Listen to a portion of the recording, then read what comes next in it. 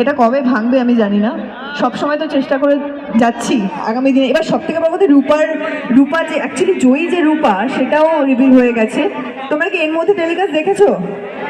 হ্যাঁ, যে জানতে পেরেছো তো যে রূপা অ্যাকচুয়ালি জয়ী যে রূপা, সেটা আমি জানতে পেরে গেছি। এটা গতকালের টেলিকাস্ট গেছে। তো এই কদিনের টেলিকাস্ট প্লিজ মিস করো না, কারণ এখন মাঝখানে একটু ঝুল যাচ্ছিল এপিসোডগুলো।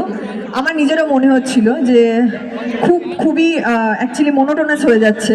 তো এখন এপিসোডগুলো আমার নিজেরও দেখে, কারণ আমাদের রেগুলার এপিসোড দেখতে হয়, না দেখে আমরা বুঝতে পারি না যে কোথায় ভুল হচ্ছে কোথায় ঠিক হচ্ছে।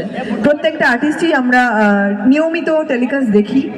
তো এটা শুধু আমাদের সিরিয়াল বলে না, প্রত্যেকটা সিরিয়ালেই প্রত্যেকটা আর্টিস্টকে টেলিকাস্ট দেখতে হয় কাজের জন্য।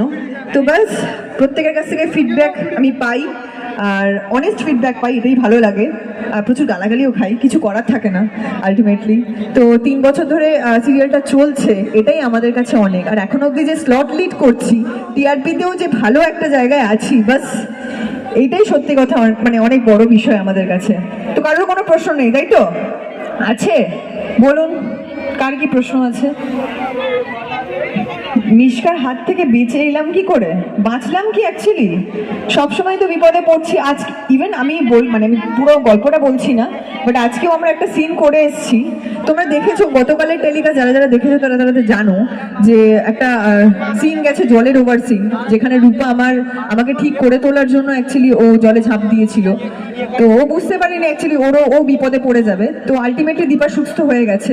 এরপরেও আজকে একটা সিকোয়েন্স করে এলাম, মিশকার সঙ্গে প্রচুর ফাইট হয়েছে আমার। তো আলটিমেটলি এরপরে কি হচ্ছে আমি জানি না, কে মরবে কে বাঁচবে আমি সেটা বলবো না, তার জন্য দেখতে হবে অনুরাগের ছোঁয়া। তো এরকম বারংবার এরকম সিন তোমরা দেখেছো, মিশকার সঙ্গে বহুবার ফাইট করেছি।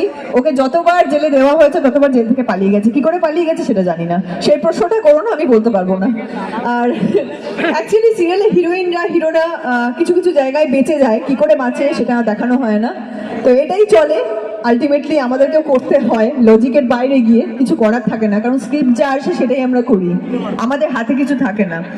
আর কারো কোনো প্রশ্ন বলো? সূর্য সেনগুপ্তর এতগুলো বউ হচ্ছে কেন? এবার বলি, সূর্য সেনগুপ্তর কিন্তু একটাই বউ। আর ইরার সঙ্গে যে বিয়েটা হয়েছিল, সেই বিয়েটা তোমরা জানো যে পুরো বাধ্য হয়ে করেছে, কিছু করার ছিল না। মেয়েটাকেও বাঁচাতে হতো, নিজেও বাঁচতে হতো, যেটা আমার মনে হয়। আলটিমেটলি কিন্তু সূর্য, ওর জীবনে অনেক মেয়ে এসেছে, কিন্তু সূর্য কাউকে এন্ট্রি দেয়নি। সূর্য কিন্তু অ্যাকচুয়ালি দীপা কিন্তু সূর্যর, এটা তোমরাও জানো, আমিও জানি। আগামী দিনে